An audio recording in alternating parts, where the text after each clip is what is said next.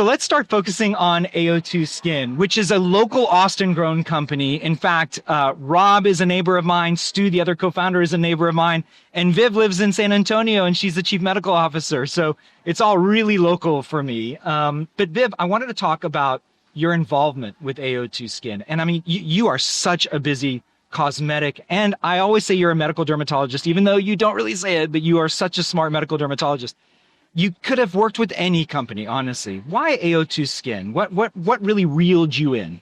So it's got to be the science. It's always going to be the science, but it's such a simple concept, complex, but simple at the same time. So you've got oxygen nanobubbles. Nobody disputes the benefits of oxygen for the skin. Right. A lot of companies claim to deliver oxygen, whether it's gels, creams, foams, etc., but we know they're not really getting in there. AO2 Skin, what they've managed to do with their nanobubble technology, it's really simple.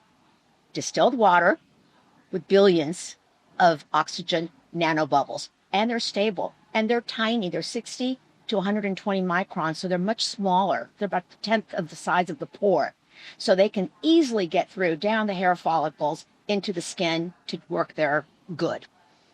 You know, when I first heard about this technology, it made me realize we don't really have anything like this. And I immediately started thinking about wound repair, right, with oxygen, because oxygenated wounds, as we know, in a hyper-oxygenated environment, wound healing occurs much more quickly. But then a lot of people, started using this product on intact skin. And Rob, you were receiving comments online that you were realizing you were changing people's lives.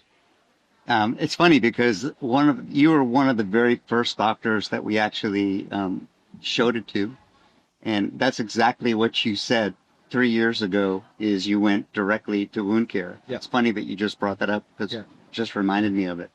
But man, this has been a lesson in sort of unintended consequences, really, and when we started it, we didn't really know where we were going, what it would do, and what would oxygen really do, and how would our customers, your patients, really use it, and